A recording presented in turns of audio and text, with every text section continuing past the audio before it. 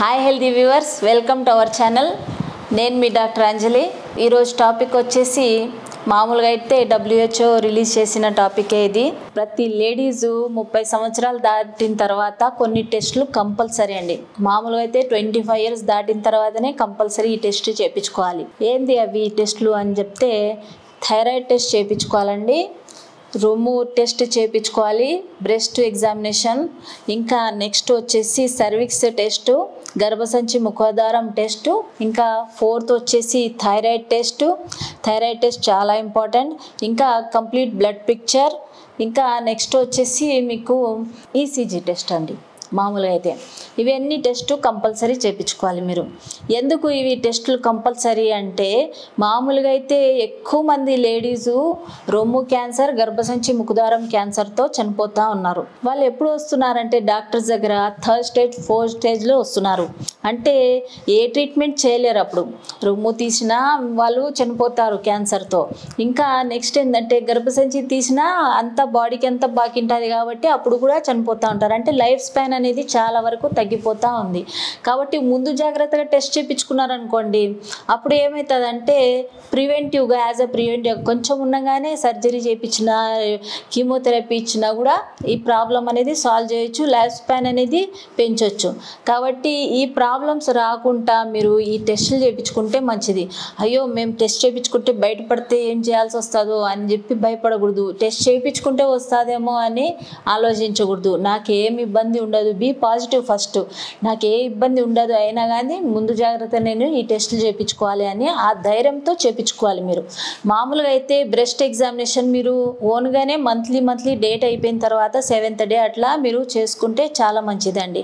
ఎందుకంటే చిన్న peanut size అంత గడ్డ ఉన్నా కూడా మీరు ఓన్గా కనుక్కోవచ్చు, ఇంకా ఎగ్జామినేషన్కి వెళ్ళొచ్చు.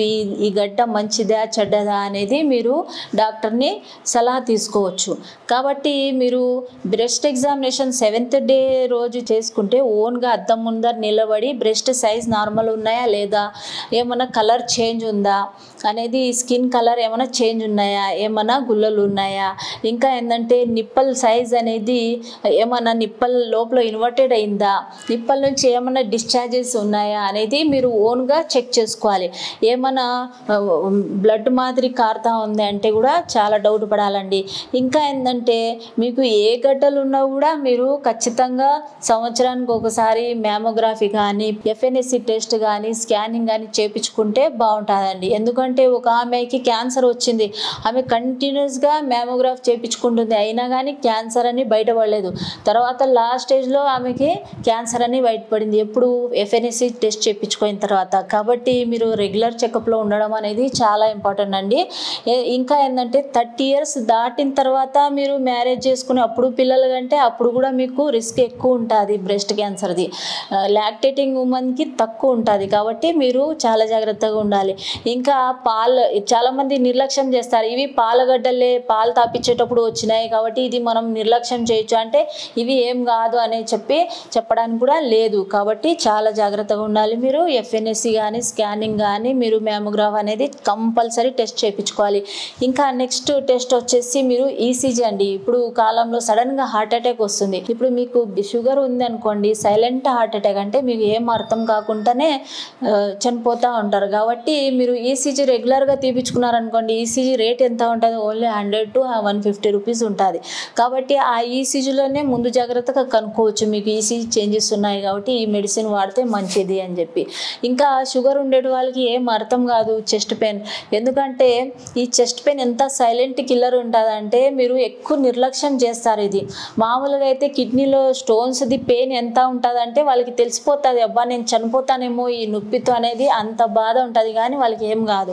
కానీ ఈ సైలెంట్ కిల్లర్ ఏదైతే చెస్ట్ పెయిన్ ఉందో ఇది మామూలుగా అయితే ఏం కాదులే మళ్ళీ చూపించుకోవచ్చు, ఏం కాదులే గ్యాస్ ట్రబుల్ ట్యాబ్లెట్ వేసుకుంటే లేకపోతే ఈనో తాగితే తగ్గిపోతుందిలే అని ఎప్పుడైతే నిర్లక్ష్యం చేస్తారో ఇది మీ ప్రాణం తీయొచ్చు.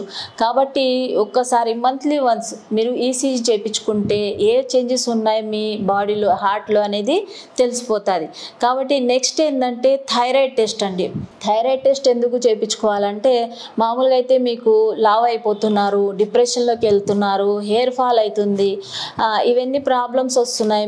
మీకు ఇంకా ఏం పని చేయబుద్ధి కాదు, చలి వస్తేనే మీకు భయం వేస్తుంది. అంటే ఏదో బెడ్షీట్ ఎక్కువగా మీరు కప్పుకోవాలి అనిపిస్తే కూడా మీకు ఏమవుతుందంటే థైరాయిడ్ ప్రాబ్లం ఉందేమో అనేది అనుమానం ఉండాలి. ఎందుకు బ్లడ్ తగ్గిపోవడం అనేది కూడా ఉంటుంది.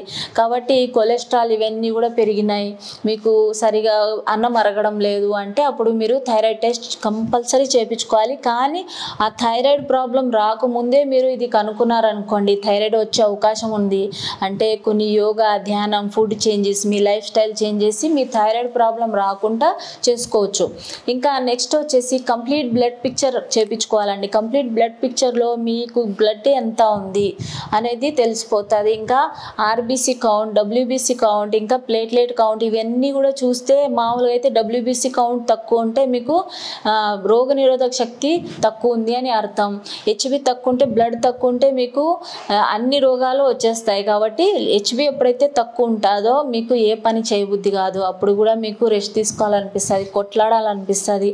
అందరు ఇంట్లో బీపీ ఉందేమో అనుకుంటుంటారు. కాబట్టి మీరు హెచ్బి టెస్ట్ చేయించుకుంటే, కంప్లీట్ బ్లడ్ పిక్చర్ చేయించుకుంటే మీరు ముందు జాగ్రత్తగా మెడిసిన్స్ వాడితే లేకపోతే ఫుడ్ చేంజెస్ చేస్తే కూడా మీకు బ్లడ్ పెరిగితే ఏ ఇబ్బందులు ఉండవు. నెక్స్ట్ వచ్చేసి 30 years దాటిన తర్వాత మామూలుగా అయితే ఈ ప్రెగ్నెన్సీ, మంత్లీ బ్లీడింగ్, లాక్టేషన్ వల్ల మామూలుగా అయితే కాల్షియం లెవెల్ అనేది చాలా డౌన్ అయిపోయి ఉంటుంది. కాబట్టి మీకు మామూలుగా అయితే నీరసం రావడం, బాడీ పెయిన్స్ రావడం అనేది, ఏ పని చేయకపోవడం అనేది ఉంటుంది. కాబట్టి మీరు ఒకవేళ ఇబ్బంది ఉంది, నొప్పులు ఉన్నాయి, జాయింట్ పెయిన్స్ ఉన్నాయంటే మీరు ఖచ్చితంగా కాల్షియం టెస్ట్ చేయించుకోవాలి. కాల్షియం మామూలుగా అయితే బాడీలో అబ్జార్ప్షన్ అనేది ఉండదండి కాల్షియం.